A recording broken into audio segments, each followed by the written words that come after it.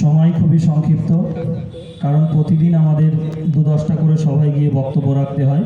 একটা বড় সমাবেশে ছিলাম অনেক দূরে, সেখান থেকে খুব তাড়াহুড়ো করে এলাম। যাই হোক, শ্রদ্ধেয় আজকের সভার সভাপতি সুপ্রিয় সঞ্চালক মৌলানা মুস্তাকিম সাহেব, এবং মঞ্চে রয়েছেন আমার অত্যন্ত ভালোবাসার প্রিয় মানুষ, পশ্চিমবাংলার একজন যুব সমাজের উজ্জ্বল নক্ষত্র মাননীয় পীরজাদা সানাউল্লাহ সিদ্দিকী সাহেব, রয়েছেন আমাদের হাজী গিয়াসউদ্দিন সাহেব, আরও অনেকেই রয়েছেন আপনারা। এবং এই মাইকের আওয়াজ যতদূর পর্যন্ত যাচ্ছে, আপনাদের সকলের প্রতি শ্রদ্ধা, সালাম, ভালোবাসা নিবেদন করে আঞ্জুমানে জমিয়ত উলামা আমডাঙ্গা থানা কমিটির ডাকে এবং মোজাদ্দেদিয়া সমাজ কল্যাণ পরিষদের আহ্বানে আজকের এই প্রতিবাদ সভা। সম্মানিত বন্ধুবর্গ, আপনাদের কাছে গুটি কয়েক কথা বলতে চাই। আপনারা সকলেই দেখছেন যে বর্তমান গোটা ভারতবর্ষের কি পরিবেশ পরিস্থিতি। আজকের একটা অশুভ শক্তি, একটা কালো ছায়া আমাদের সমাজে বিরাজ করছে।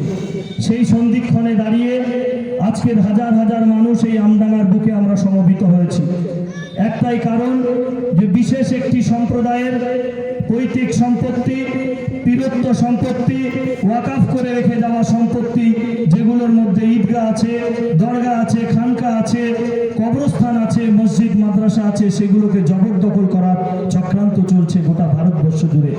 আজকে তার প্রতিবাদে, তার ধিক্কার জানানোর জন্য আজকের এখানে শত শত মানুষ আমরা সমবেত হয়েছি। আপনাদেরকে বলতে চাই যে আমাদের সকলকে ঐক্যবদ্ধ হতে হবে। এখন ভেদাভেদ করার সময় নেই। কে তাবলীগ, কে ফুরফুরা, কে আহলে হাদিস, কে জামাত ইসলামী, কে জমিয়ত, আমাদের দেখার সময় নেই। আমাদের সকলকে ঐক্যবদ্ধ হতে হবে। আমাদের প্রিয় ভাইজান আজকে এখান থেকে যে দিক নির্দেশনা দেবে, সেই নির্দেশনা মেনে আগামী দিনে আমরা আন্দোলন করব। প্রয়োজনে যদি যেতে হয়, ভারতবর্ষের নররাক্ষস প্রধানমন্ত্রী নরেন্দ্র মোদীর বাড়ি যদি ঘেরাও করার ডাক হয়, আমরা সেখানে উপস্থিত হব তো ইনশাল্লাহ। এই টাকলা অমিত শাহের বাড়ি যদি ঘেরাও করতে হয়, আমরা ঘেরাও করব। আমাদের দিল্লির পার্লামেন্ট যদি ঘেরাও করতে হয়, আমরা সেখানে গিয়ে অবস্থান করব। আমাদের নেতৃত্বরা যে দিক নির্দেশনা দেবে, সেটা আমরা মেনে চলব। সম্মানিত বন্ধুবর্গ, আজকে গোটা ভারতবর্ষ জুড়ে কেবলমাত্র সংখ্যালঘু মুসলমানদের উপর অত্যাচার হচ্ছে না, আমার দলিত ভাইদের উপর অত্যাচার হচ্ছে, আমার আদিবাসী ভাইদের উপর অত্যাচার হচ্ছে, মুচি, মেতর, মুন্ডা তাদের উপর অত্যাচার হচ্ছে, কৃষক সম্প্রদায়ের উপর অত্যাচার হচ্ছে। এই অত্যাচার করছে অসভ্য বর্বর বিজেপি নামক রাজনৈতিক দল। তাদের সঙ্গ দিচ্ছে কারা?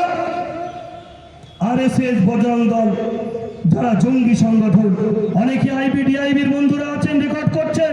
আজকের এই সভা থেকে দায়িত্বহীন ভাষায় বলছি, ভারতবর্ষের আপামর সাধারণ মানুষ এই অপশক্তি, এই অন্যায়ের বিরুদ্ধে তারা সকলেই সোচ্চার হচ্ছে।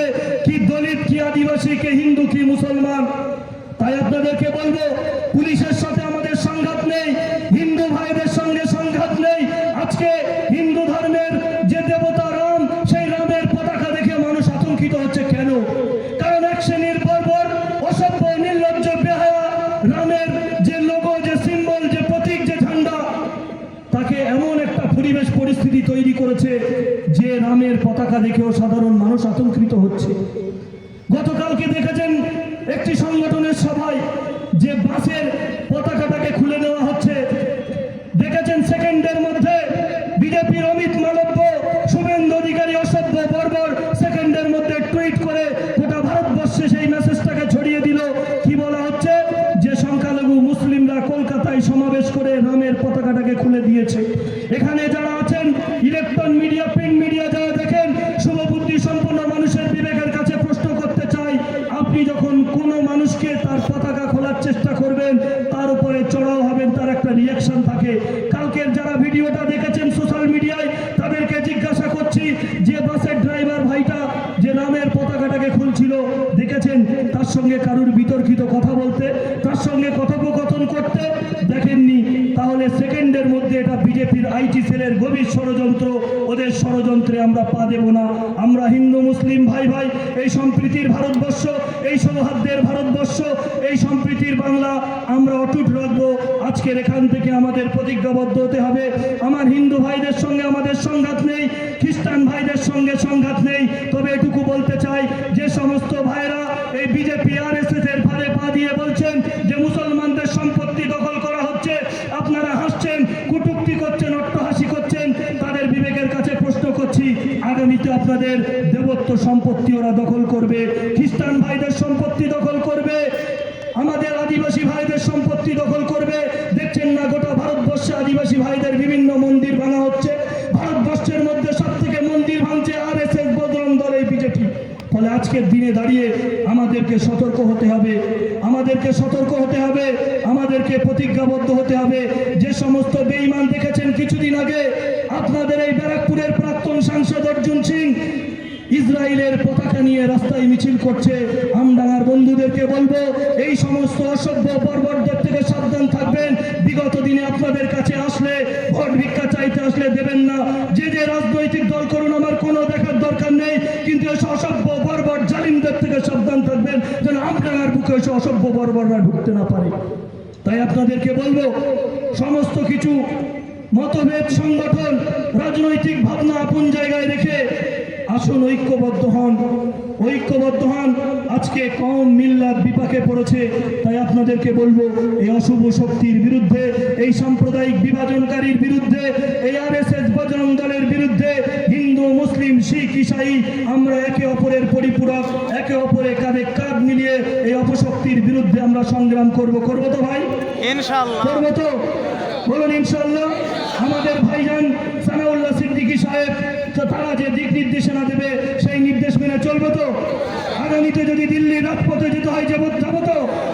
তাই সকলকে সংগ্রামী অভিনন্দন জানিয়ে আমার বক্তব্য এইটি টানবো, যেহেতু ভাইজানকে বসিয়ে রেখে বক্তব্য রাখা ধৃষ্টতা। তাই আপনাদেরকে বলবো আমার সঙ্গে স্লোগান দিন, এই ওয়াকফ আইন, কালা কানুন মানছি না, মানবো না।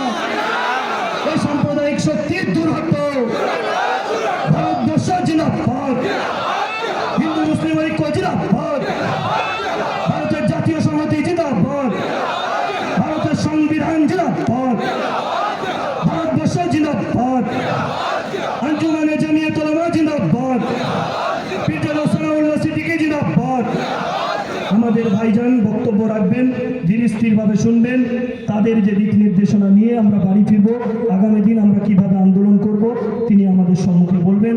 আপনারা সকলে ভালো থাকুন, সুস্থ থাকুন, এই আমাদের ঐকান্তিক কামনা।